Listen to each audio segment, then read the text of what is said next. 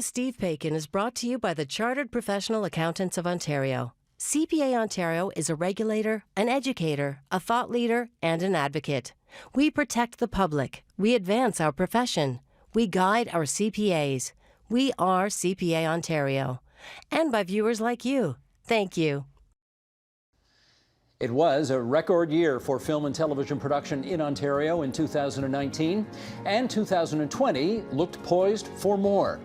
Until it wasn't, and lockdowns shuttered shows everywhere. Tonight, the prospects for lights, camera, action in the COVID era. First up, the eclectic and much-loved musician and composer Rufus Wainwright. He is with us on opera, Joni Mitchell, and putting out a new album in these most unusual times. It's Thursday, September 17th, and that's next on the agenda.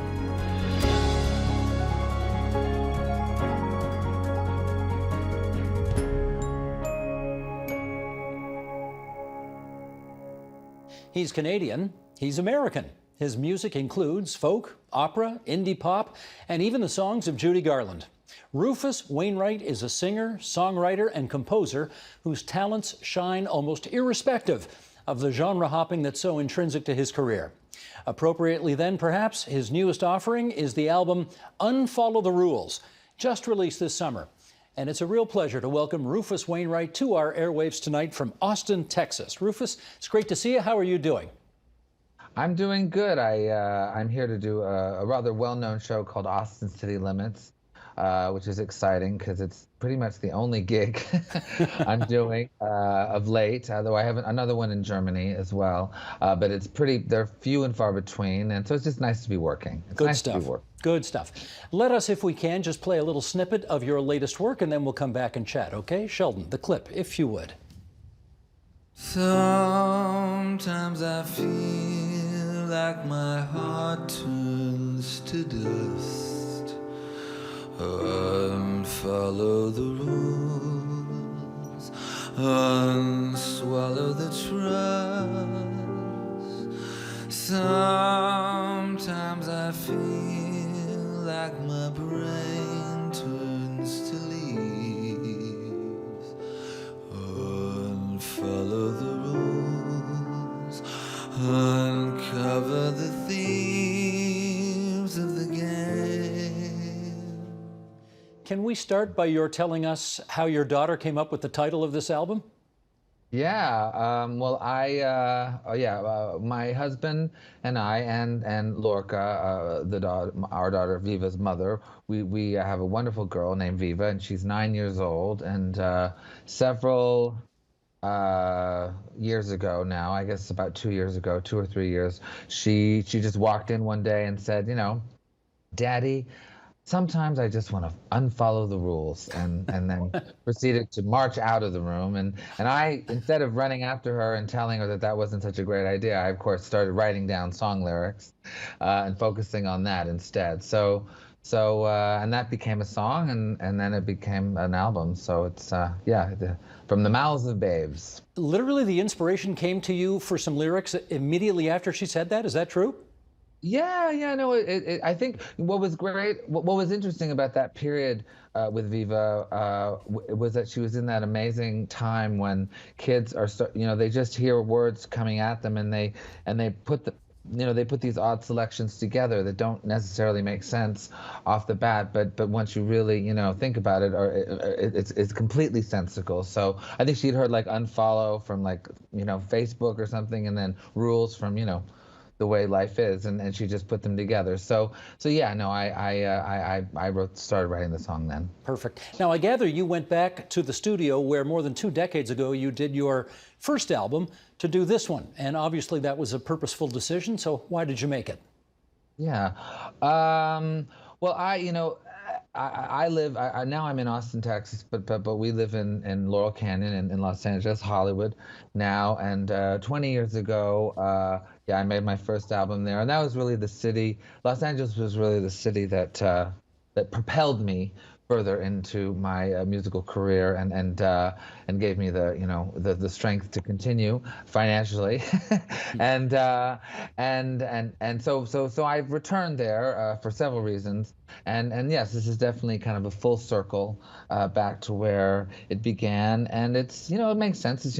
I just celebrated the 20th anniversary of my first album, and yeah, so I think life is about circles, and we've completed one now.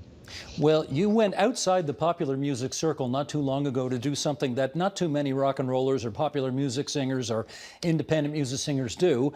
You wrote 2 operas, Yeah. Hadrian and Prima Donna. Now, let's dive into this a little bit here. Where did your interest in opera come from in the first place? Yeah. Yes. Well, I grew up in Montreal, and my mother and aunt, Kate and Anna McGarrigle, they weren't such big opera fans per se, but they adored tenors.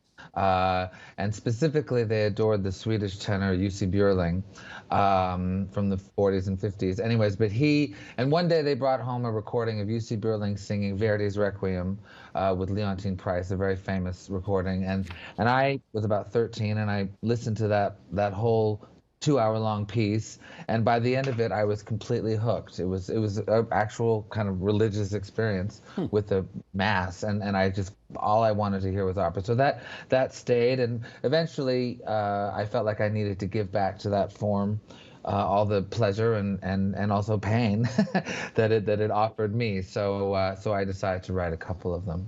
I decided to write a couple of them. I wonder if there are people in your...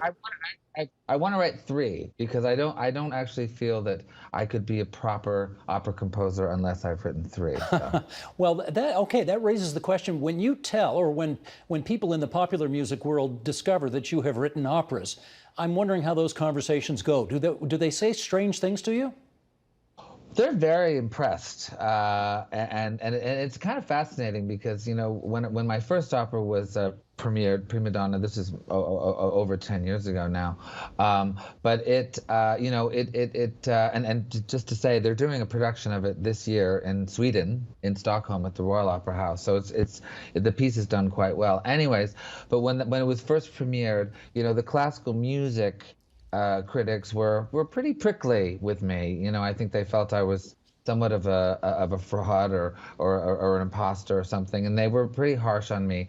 Whereas the pop critics were, I would even say, overly enthusiastic. For them, it just blew their mind that I would even attempt something like that. So the gulf between both worlds is pretty substantial. And are you getting any more acceptance in the serious, sober opera world yet? It seems so. I mean, as I said, Prima Donna has had 7 productions, all over the world. So it's done well. And there's a great recording of it actually on Deutsche Grammophon. And Hadrian, of course, was premiered at the COC last year, I think, with a stellar cast, and there's other productions in mind. So it's really about getting produced again. That is the litmus, shall we say? Gotcha. I do want to talk a bit about how you managed to mix your political interests with your music, because not everybody likes to do that. I think it was Michael Jordan who famously said, Republicans buy running shoes too, or the Republicans buy sneakers too, which is why he didn't want to do anything that might offend anybody. However, well, before the 2018 midterm elections in the U.S., you released Sword of Damocles, and here's a quote from around that. You said, "Sword of Damocles is my artistic response to what I see currently transpiring within the American government and how its collapse is affecting every aspect of existence for us all. The famed ancient expression Sword of Damocles is a parable of impending doom of and to those in positions of power. This timeless tale points out the hard fact that with great power comes great responsibility, and for all concerned, great danger. Vote." I'm curious as to why you don't worry about cutting off half your potential audience by being that blunt about your political preferences. Well, it's funny because I never thought that I would have a sort of right-wing audience ever, because I was always very liberal, shall we say, and also being gay and out, that kind of, carved out other things. But I do actually have people get up and leave my shows sometimes, due to what I say, and And there is, I do, perform in the heartland of the United States, and I've really come up against that whole situation. And I don't know. I mean, at this point, in terms of how terrible everything is in the United States politically, I think it's just necessary for every citizen to do whatever they can in whatever capacity to really, get rid of of Trump. I mean, it's and the Republican Party for that matter. I think it's gone beyond a kind of like opinion thing. It's a state of emergency, and yeah, what seemed before like maybe just sort of like I don't know, just an aspect of my career is now actually, I think, just a fundamental part of my humanity in terms of just surviving. Well, I mean, admittedly, this next story that I'm going to tell you happened when George W. Bush was president, not Donald Trump. Yeah. But you do know what happened to the then Dixie Chicks, now just the Chicks, Yeah.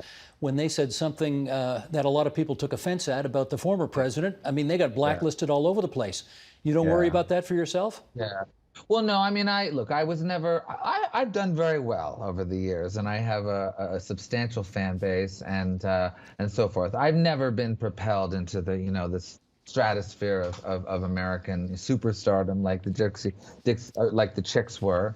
But that being said, maybe it's because I've always been very honest in general from the outset. I mean, I was always very vocal about how I felt about everything, and that's something that I think that I actually inherited a lot from my parents, who both of them are singer-songwriters, and basically needed to, just express themselves and be honest in general. That was what you did in the 60s and 70s. So I'm part of that tradition.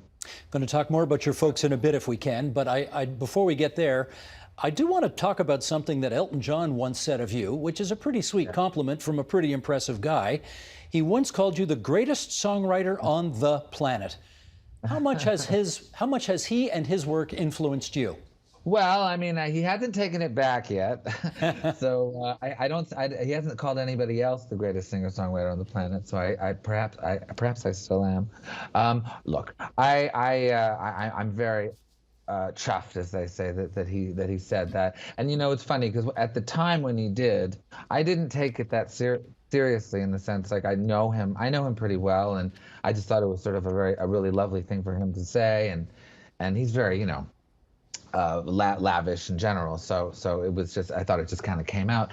But lo and behold, 10 years later, 15 years later, it still sticks. That was a real title that he bestowed upon me, and that I continue to really get a lot of attention from. So I'm very thankful to him, and I feel very honored, probably more now than I did when he said it. Now, we know, and he's talked about it, he and Bernie Taupin have a very particular songwriting process. They're in different rooms, and one does one thing, the other does the other thing. How does it work for you? When you sit down to write a song, how does it actually work?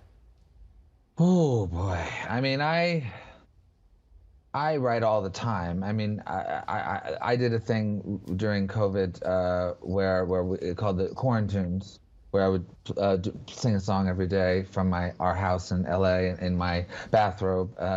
Anyways, but that was basically just a glimpse into my daily routine, which is to get up and play piano in the morning. So I write all the time. I would say that, melodies come incredibly easily, and lyrics are very, very difficult. And it's sort of balancing that kind of dichotomy that I don't know, that interests me. And I think actually with lyrics, and this brings me back to Unfollow the Rules. I'm very happy with the lyrics on Unfollow the Rules. I worked very hard on those, and I do actually feel that the lyric writing in general is somewhat under threat if you listen to some of the stuff out there. Have you discovered in yourself why you find the tune comes so much more easily than the lyrics? I haven't. I do feel it's just a natural function from having been brought up in a very musical family where there was just music all the time, and our mother Kate sang to us a lot and sang also to herself. And it was just, music was always just everywhere growing up. Well, I think it would be wrong of us if we did not play a little of your mother's work on this, because she has been so influential. Here is she, Kate McGarrigle, and your sister Martha, hard at work. Roll it, please, Sheldon. Talk to me of Mendocino, closing my eyes, I hear the sea. Must I wait? Must I follow? Won't you say, come with me? You know, I mean, that is so heavenly. I mean, that's like angel singing. Would you agree? I would. I mean, I of course hear a few devils here and there, but on the whole, it's angelic. And there was, I mean, look, I mean, especially the McGarrigle sisters, when they burst on the scene many years ago, it was pretty, I don't know, it was quite disarming, the harmonies that they fashioned, and people were really stunned by the beauty of them singing together as a family. And so we've continued that tradition. You know, I don't mean to get too overly heavy with you here. However, you know, your mother died very young, right? She's only 63 years old. It's 10 years ago already. Yeah. And I wonder how often you say to yourself, damn it all, I so wish she was around just to see, you know, this latest song that I've written, or this, you know, this daughter that I now have, or all of that stuff. Yeah, I know it haunts me. And I have to say, at about 5 years, I was convinced that I was over it. You know, I really felt like I'd gone through all the various, you know, stages of grief, and I'd come out the other end, and, you know, had to continue my life. And it was okay for about 5 years, but then just recently, for the 10th anniversary, it kind of came back with a real wallop. And you know, and maybe it was the fact that, you know, so much has happened in the last 10 years in terms of having a child, and just the way the world is today, and also a lot of the wonderful things that I've been able to be a part of. So yeah, I think as you get older, it kind of goes away, but then it hits you way harder at certain moments. It's somewhat relentless, actually. Now, there is an irony here, in as much as you clearly have this incredible connection with your mother, and yet it's your father's last name that you carry. Yeah. And I do remember Loudon Wainwright III very much as a kid growing up, and I know all about that dead skunk in the middle of the road and all that business. But you did a song, Once Upon a Time, Dinner at 8, which is a pretty raw account of your relationship with your dad.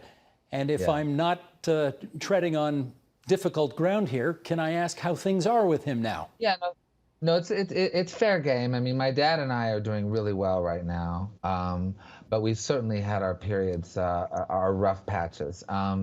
And I would say, you know, in a lot of ways, I think my relationship to my father is quite common, actually,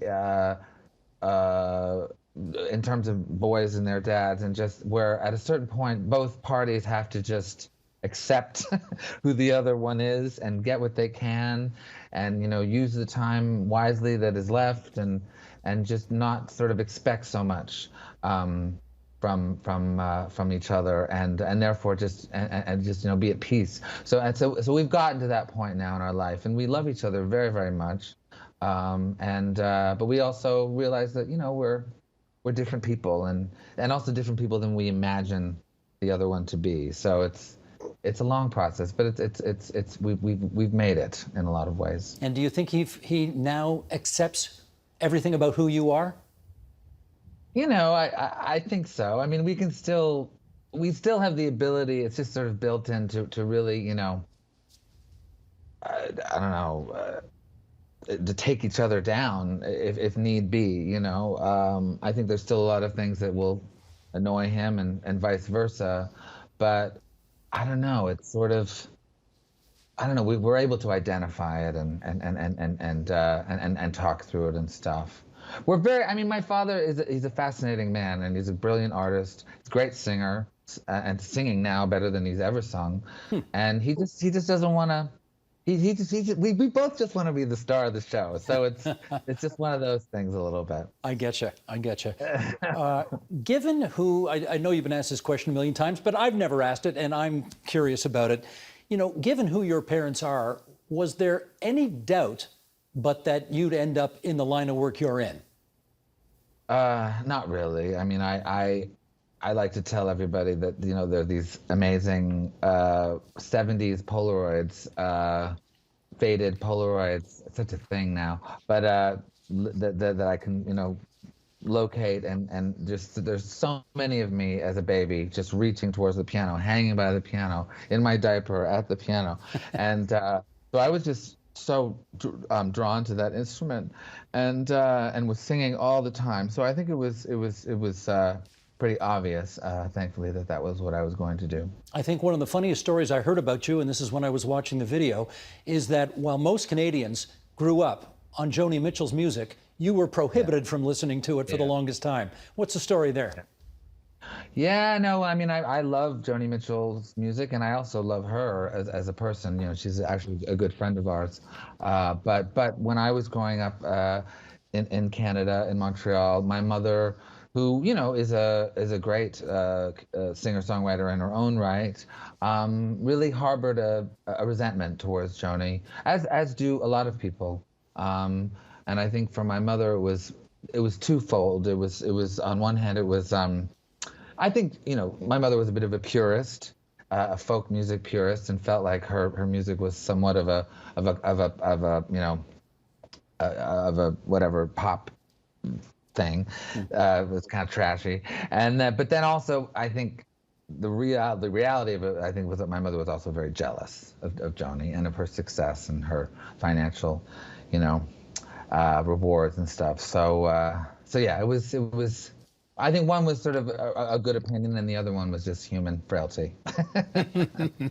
Rufus, there's another quote of yours that I want to put to you because it's so delicious, and I got to find out more about what you meant. Writing music is my greatest joy and a complete disease.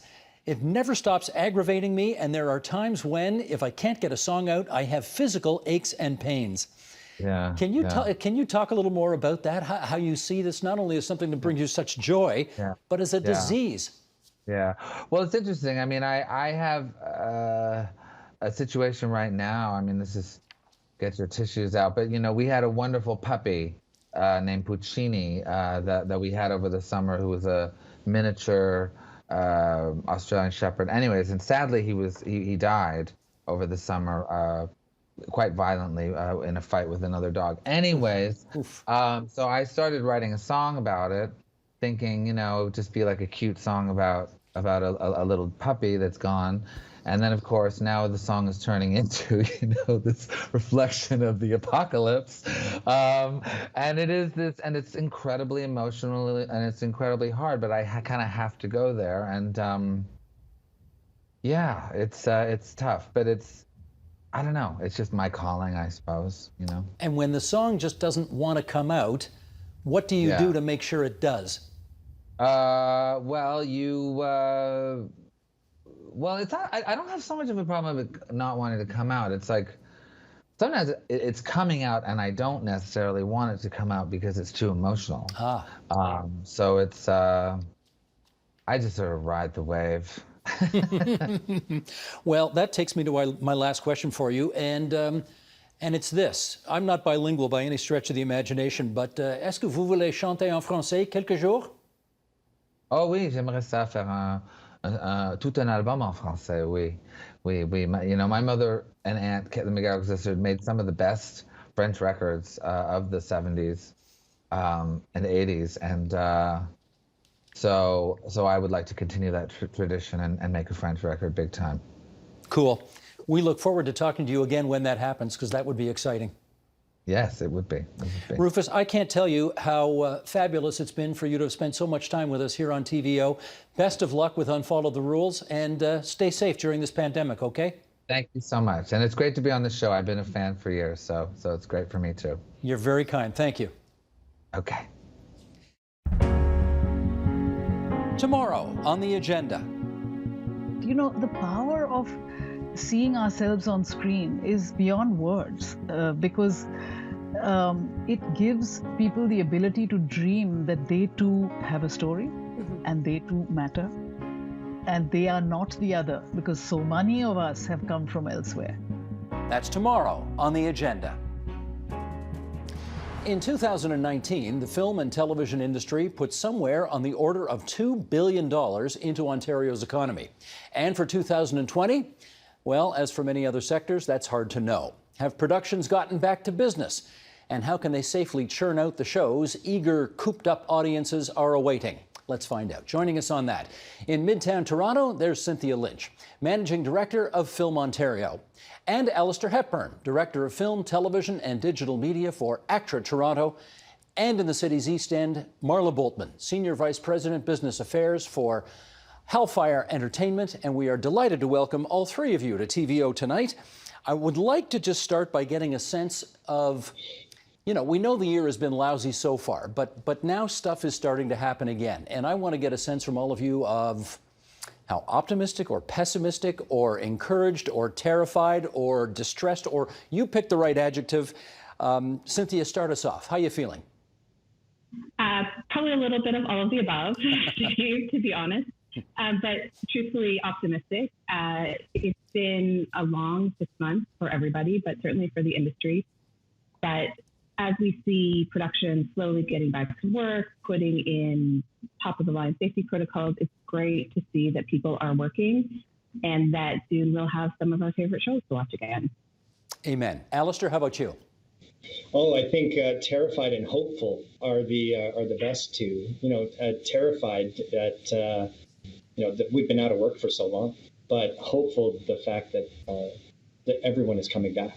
Right, the Canadian productions and the American and international productions. So hopeful is definitely the key on this one. Can I just do a quick follow up with you there? You said everyone is coming back. Is that right? Yeah. Everyone's coming back?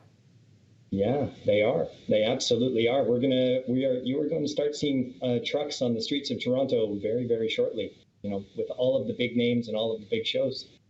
Okay, Marla, how about you?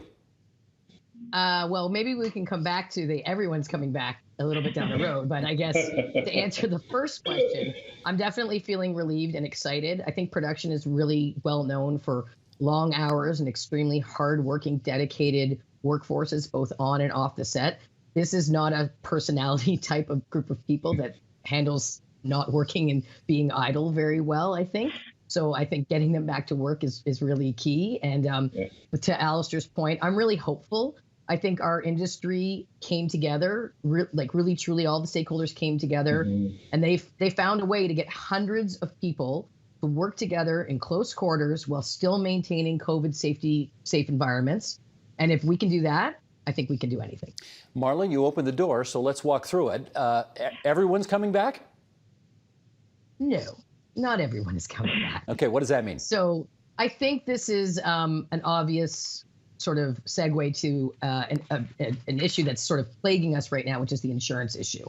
And so if I can take a moment just to summarize this very quickly for those who don't understand, you have to have production insurance to make a show. And anyone who was in production or who was close to production had an insurance policy that would cover them even in the case of a COVID outbreak. But any new productions who didn't already have COVID insurance, insurance companies are now imposing COVID exclusions on them. That's basically the equivalent of having car insurance that doesn't cover you for a car accident. So for the majority of shows, insurance isn't a nice to have, it's a must have because of the way we make the shows. So I'll give you an example. If you have a COVID exclusion and you try to go to camera and your star goes down, let's say we're talking about a big scripted drama, and your star goes down and that star goes down for a couple of weeks, you're shutting production down for weeks. And there's hundreds of thousands of dollars associated with that shutdown that can't be reimbursed. And on top of that, we've got hundreds of thousands of dollars in COVID costs for all the new people that had to be hired, all the new protocols that had to be implemented, all the equipment that had to be purchased. All of this stuff is just dollar sign, dollar sign, dollar sign. And it all adds up. And if those two things are not dealt with, a lot of productions will not be coming back. I do want to follow up on this, but let me just, let's take a moment here just to give our viewers a sense about the kind of money that we're talking about, because this is one of the most significant economic drivers in the province of Ontario. Sheldon, maybe you could bring these numbers up. This is for 2019. It was a record-breaking year for film and television production in the province of Ontario. North of $2 billion spent on productions, 343 productions, basically one for almost every day of the year. That counts to 44,540 direct and spin-off jobs. It was a 15% increase in production from 2018, and it meant 7,500 new jobs for Ontarians. We know that 2020 is not going to look anything like that. Cynthia, do we yet have, or I guess do you have any sense about how much smaller the numbers are going to be when you look on December 31st back at 2020? Well, they're not going to look like that, that's for sure. We know that between March and June, we lost over $700 million in spending, so that money won't be spent this year. We aren't as fast getting up to speed like we were. You mentioned, we had 343 productions last year, almost one for every day of the year. Right now, we have 15 shows that are shooting, so a big difference. At this time last year, we would have had 50 shows this week shooting, so a more than 50% decrease. It does kind of depend on if we can find an insurance solution and how fast those productions can get back to work. We are hoping to see a lot of people back to work by October, November, but it will be a greater than 50% decrease for sure.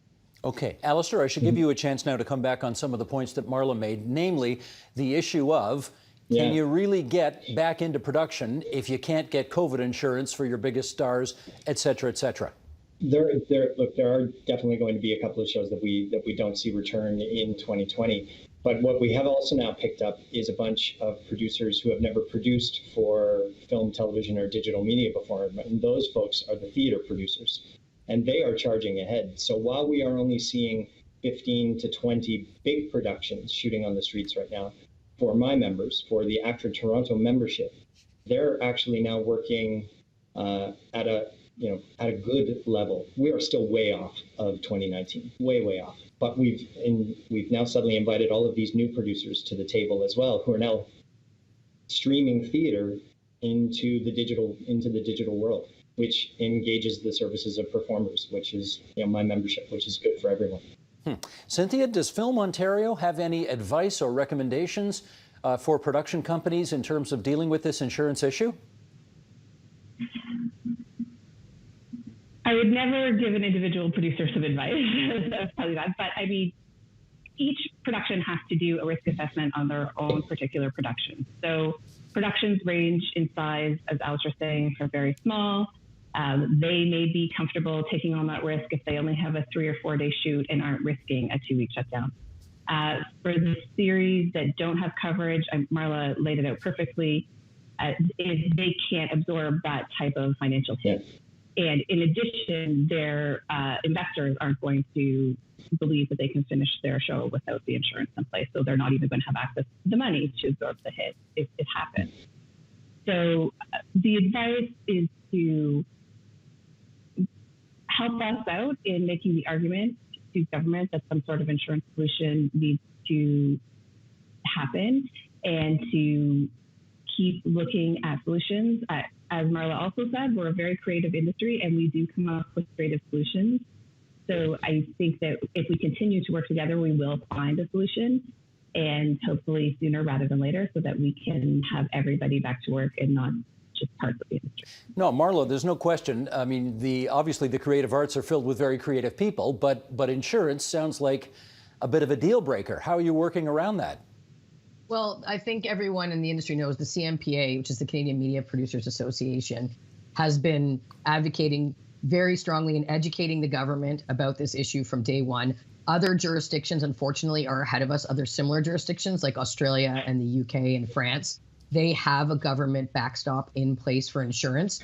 We are being told that an announcement in Canada is imminent. We just had a town hall yesterday with our Minister Guilbeault, and he said the same thing. That's the federal minister. The federal minister, correct. There was a bit of a delay in light of the changeover with the finance minister. I think we kind of got caught a little bit in that, is my guess, just from word on the street. But the CMPA has been spending months educating those in the government that need to be educated on this issue. Obviously, the government is not in the insurance business, and we understand that, and we appreciate, from what we've been told, all the time and effort they're taking to get a good understanding of this issue so that they can apply it, the proper solution. But because we are seeing it in so many other jurisdictions and they're seeing it sooner, I think it's just adding a level of stress and anxiety to those in Canada, because we're not seeing it here yet. But we're hoping it's any day now. Alistair, maybe you could give us some insight on, as productions ramp up again and everybody is extremely conscious about safety, how do you ensure that a set, for example, is COVID safe?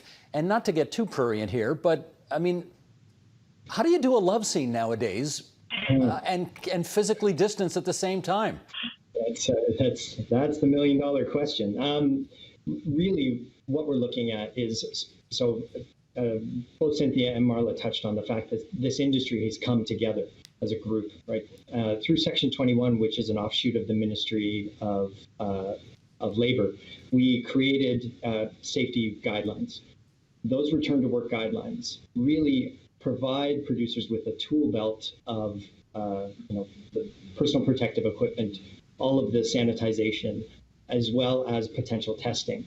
Now, when it gets to the intimate scenes, we're looking at a couple of different things. We're really looking at a trust factor, right? The trust factor between the two individuals that are in the scene. Testing is going to be paramount for that sort of thing, because you need to know that the person that you are about to, disrobe with and share a whole lot of bodily fluids with, that you really want to have the trust in that individual. And then it takes the village surrounding that to ensure that the rest of the world keeps them safe, right? Because they're not with their masks on. So everyone else on that set is now masked up, full PPE, face shields. Everything is sanitized within an inch of its life. I wonder, Cynthia, whether Film Ontario has had to come up with new guidelines mandating mandatory testing of actors, crew, whatever, on film or television sets. Well, they're not Film Ontario guidelines, but certainly the unions and the producers have worked together to come up with guidelines. And basically, to give a rough outline, the more you are in close contact with other people, the more you get tested. And so we have adopted, most big productions have adopted a bit of a zone system. So if you're in that zone that has a lot of close contact and, like Alistair said, can't have a mask on, or you're working with actors or putting on their makeup, then you will get tested more often, but everyone on set's getting tested at least once a week. Marla, can you give us an example from one of your productions at Hellfire, maybe, on how you're doing testing now in a COVID era? I think every show is different, and I think there's a bit of a negotiation sometimes with the union. So, for example, if you have American performers on your set, SAG, which is the union that controls the American performers, they have some stricter guidelines in terms of what they expect for testing and the frequency of testing for both the performers and those directly around the performers. And so I think there's a little bit of negotiation there, and some shows are seeing, put it this way, you're not going back to production with an American performer without having a conversation with SAG about what your testing schedule looks like.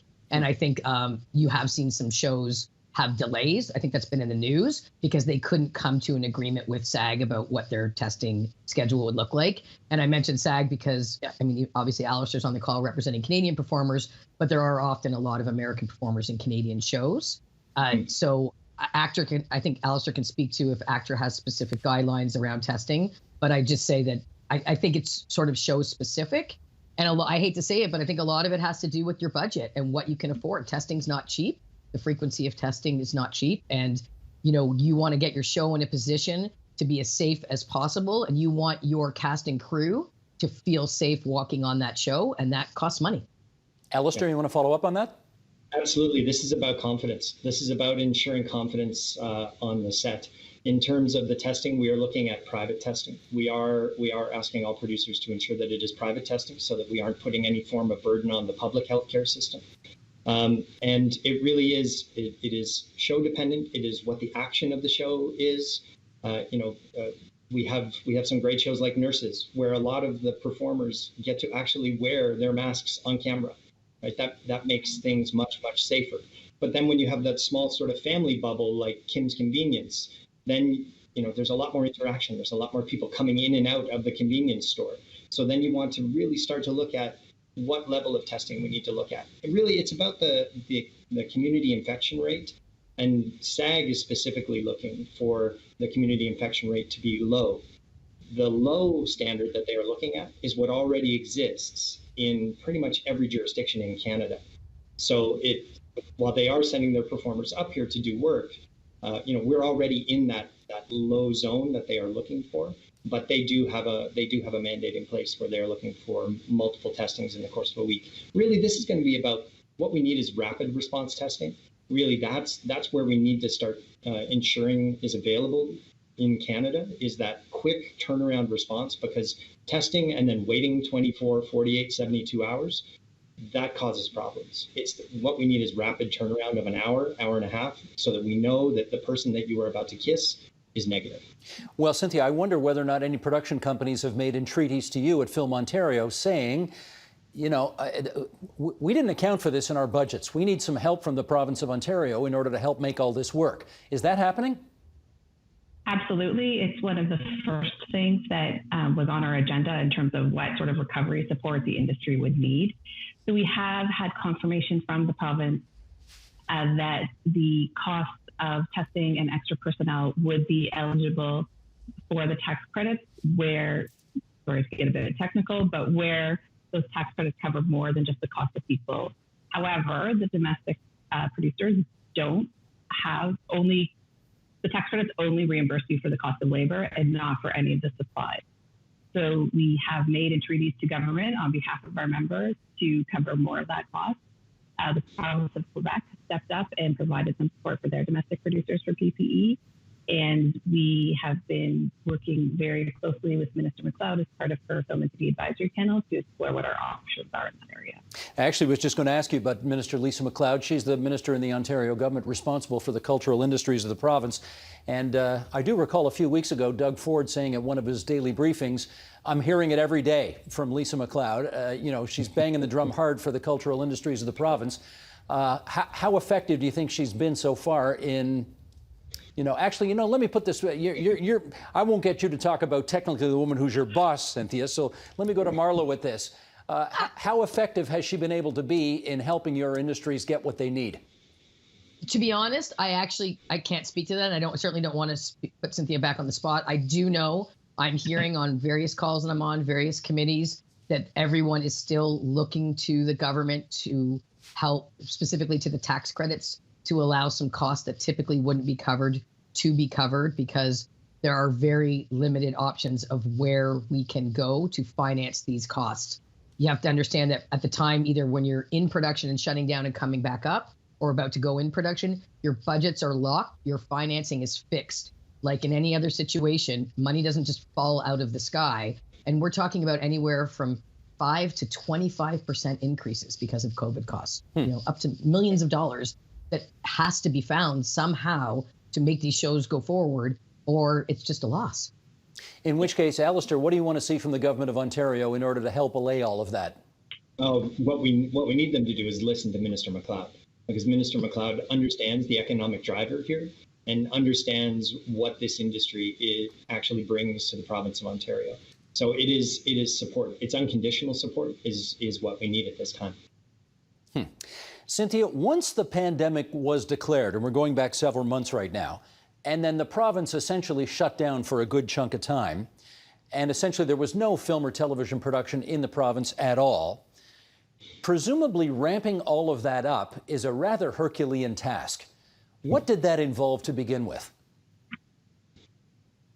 Sure. If I could just go back to what I could say, Stephen, to say technically Minister MacLeod is not my boss. Film Ontario is a private corporation, but I thank you for allowing me to protect our important relationship with her. Gotcha. Thanks for clarifying that. Thank you. So one of the things, very soon after the shutdown, when sort of people were like, okay, what's going to happen with all the people who are out of work, and sort of conversations around what became CERB and sort of those kinds of sports, once those sort of settled down a bit, I think the very first thing that people started thinking about was health and safety. And when we got back to work, what would that look like? So Alistair talked about the Section 21 committee, and that was a huge part of ramping up. And then just sort of every day another question came up. The other very early thing that we've already talked about is insurance, of course. But then also what locations are going to be available. Our studio space is still going to be open. Are we going to have access to private testing, which we do? What happens with the quarantine period when you have to bring people from like American performers or directors across the border? How do we factor that into our schedules? What do equipment suppliers have to do to make sure that the equipment that they rent out to set is safe and good? And how do we communicate not just to people in the industry, but also to members of the general public who might walk by a film shoot, the 200 people gathered, not all of them wearing masks, to make the general public understand that everything is being done on set to keep not only those people safe, but the community around them. And then just clarity of when we were going to be able to get back to work. So we were in stage 2 of the reopening. A few businesses were actually able to keep working remotely, sort of in the post-production, visual effects, and animation area, and more of those in stage 1. But the bulk of physical production opened in stage 2. So getting clarity on what stage 2 actually means, what areas of the province were in stage 2 when, and was the sort of the last big hurdle. And now it's just putting all of those things that we were talking about for all of that time into practice, and dealing with the new challenges every day that come up when you're trying to implement something in real life that you were thinking about in theory when you weren't actually on set. Mm-hmm. Yeah, Marla, let me do one kind of typical example, I guess, with you. BC, before COVID, I can't imagine it was ever much of a problem trying to get American actors up here to participate in Canadian-based productions. PC, post-COVID, have you had any difficulty? I mean, the border's a different thing now, right? Have you had any difficulty getting Americans up here? Well, I mean, I guess you're looking at the twofold. You're looking at, are the Americans willing to come here and come back to work? That's one question. And then there's the legal aspect of, can we get them over the border? So interestingly enough, I think this is, speaking of our country, this is an interesting point to make. I'm aware of some shows where when they shut down, the performers were offered to be flown home to the US, and they didn't want to go. They decided to lay low in Canada, and that they felt safer here, and they were going to wait for hopefully the show to come back up and stay here. And I know that happened. I think that speaks volumes to the reputation that our country enjoyed before the pandemic, and obviously we enjoy a great reputation afterwards, which I can speak to after. My understanding of the logistics is, as long as you have a show in production and they have their work permits, and they are allowed to travel, they are allowed to cross the border. It's for a work purpose, and they just have to be quarantined for 14 days. And those quarantine restrictions are unbelievably strict. And there is random sort of spot checking to make sure people are following them. There are major consequences if they are not, financial consequences. So yes, they can come, assuming they are willing. But I've heard of perhaps older stars who are not interested at this point in getting involved. They don't want to be on a shoot. They're more nervous, understandably. They're higher risk. But for the most part, I think, it's a very passionate industry, and that passion is showing by people's eagerness to get back to work and do whatever it takes to do that, because I can only imagine what it's like being quarantined for 2 weeks in a place that is not your home, where you are not near any family and friends or any of your traditional supports. Can I just clarify something you said? Do you think there are American actors who have been here like since March or April who have decided to ride out the pandemic in Canada rather than go home? Yes. Really? Yep. Mm-hmm. Huh, okay. Well, that raises the next question then. Alistair, why don't you take this one on? Actors act, directors direct, producers produce, but there's been none of that to do for as long as 5 or 6 months. So what have they all been doing in the meantime? Oh, they have continued. They have continued to create. Now, how they've done that is based on this little box that we're in right now. With their web cameras, and a lot of our performers actually have at their homes home studio setups. So a lot of our animation performers were able to continue. They were able to continue to do the records, to do the voice records. But then we also saw this great ingenuity happen. And we saw a couple of shows actually be created from the individual performers' homes. And there's one right now that is out, it has been released, and it's fantastic. It's called Lockdown. And it was done with young stars from their homes, each using this kind of device that I'm staring into right now. It's really interesting stuff to watch. What is that, an online show, or is it on a TV channel, yeah. or what? No, it's an online show. It's produced by Sinking Ship. It's called Lockdown. I highly recommend it. It's great. That's not my cat, by the way. I don't know. I was just going to say, somebody's cat is determined to have a cameo on this program tonight, which is fine. He loves being on camera.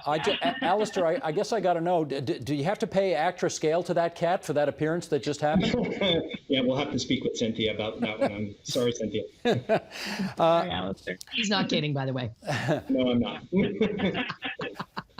Marla, give me your best guess on this. Do you think that this country, I mean, you just pointed out that some American stars preferred to ride out the COVID crisis here as opposed to going back to the United States, where, let's be honest, they have not done as well as we have in handling this crisis. Do you think Canada has the chance, therefore, of picking up more productions than it might otherwise get because we seem to be doing better on the COVID scale than the Americans? I think that's a very real possibility. I mean, Canada's always been a very attractive country to produce. And I think that will continue to remain the same. We've got, the low dollar. We've got great crews. We've got great incentives. What we need to, I think, keep in mind as this is happening, as the U.S. struggles and productions look towards Canada to come here and shoot, we have to maintain that healthy balance between, service Hollywood production and domestic production. And so I think before we talk about growth, we have to talk about getting back to normal. And getting back to normal means getting back to that balance, which means we need these Canadian shows to go back. And while I think everything that Alistair's talking about is great, all these creative opportunities that have emerged and, they're fantastic. Are those the things that are putting thousands of people back to work and ingesting, millions of dollars back into the economy? Maybe not. Maybe they will be down the road. But the big picture, the big feature films, the big TV series and all that stuff, we have to get those cameras rolling, the domestic ones. We talked about the insurance, the COVID costs, all that stuff needs to happen to get that balance, that get us back to normal. And then I think everything on top of that will be gravy. And I think we will see the continued growth, especially as the U.S. continues to struggle. We will see more and more foreign shows coming to Canada, yes. Alistair, I asked a friend of mine the other day, so what have you seen lately that you like? And he said, I've seen all of Netflix. And that was the answer. The answer, in other words, there seems to be, well, maybe I should ask you, is it your sense that there is now, because a lot of people have been in quarantine for a long time now, there is a real pent-up demand for new product out there that you people are expected to meet? New product, but also product that you've never taken a chance on before, right? That's the really interesting thing is now there are producers out there who are producing content that you would never have looked twice at before. And now here's the chance to explore it. I think what we have learned over this is as people have sat down on their couches over the last 5 and 6 months and watched all of Netflix, that's what they've turned to. They've turned to arts, they've turned to culture, they've turned to entertainment.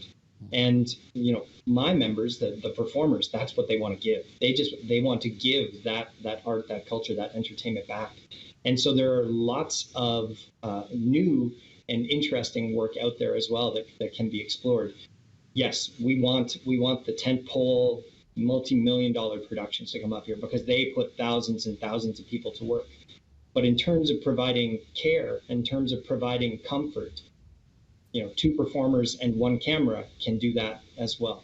And so really it's for my membership, it's about finding the balance and that creative output, as well as providing what they do best, which is provide cultural value to the viewer at home.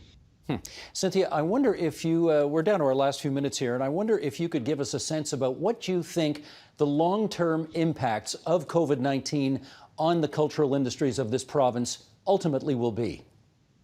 Well, first and foremost, to sort of start where Alistair left off, I think definitely what this time of shutdown has shown to people who are sitting at home in quarantine is demonstrated the value of that content and how much they rely on that content to get them through hard times and how much they appreciate that content. So from the citizens' point of view, I hope that there is an increased appreciation. There was already the appreciation, but I hope it's been increased over this time. Hopefully, we haven't lost too many workers permanently from the industry without work for 6 months. We have lost a bit of time in some of the things that we were starting to do as an industry, which was to train a new generation of content creators and bring a whole next generation of people into the industry. With no job opportunities, it's hard to give those people opportunities. So we have lost a bit of time on that. Hopefully, we will be able to make up that time. And I know even during lockdown, people have been having those conversations about what kind of training and mentoring we can offer going forward. And we have also during lockdown been able to continue to develop our studio infrastructure. So I do hope that this will be a bad year and that we can come back stronger than ever. Premier Ford has said he would like us to be a $5 billion industry, and that would be a great goal to hit. It's not going to be next year, but I think that we do have the ability to continue to build on the strengthened community that we developed over the time to be a stronger industry in the next year to 18 months. That's Cynthia Lynch, the Managing Director for Film Ontario. Thanks as well to Alistair Hepburn, Director of Film, Television and Digital Media with Actor Toronto, Marla Boltman, Senior Vice President, Business Affairs, Hellfire Entertainment, and I suppose if we're doing closing credits, we should name the cat, Cynthia. What's your cat's name? That cat's name is Mia. Thank you. There we go. Closing credits completed. Good luck to all of you. We need your work, so get going. Thanks so much. Thank you. Thanks, Steve. And that is the agenda for Thursday, September 17th, 2020. As audiences navigated the new way to catch a flick at TIFF, tomorrow, Nam Kiwanuka talks to feature director Mira Nair about her series adaptation of the novel A Suitable Boy, which is slated to screen as part of the closing of the festival this weekend. I'm Steve Paikin. Thanks for watching TVO, for joining us online at tvo.org, and we'll see you again tomorrow. The Agenda with Steve Paikin is brought to you by the Chartered Professional Accountants of Ontario. CPA Ontario is a regulator, an educator, a thought leader, and an advocate. We protect the public. We advance our profession. We guide our CPAs. We are CPA Ontario. And by viewers like you. Thank you.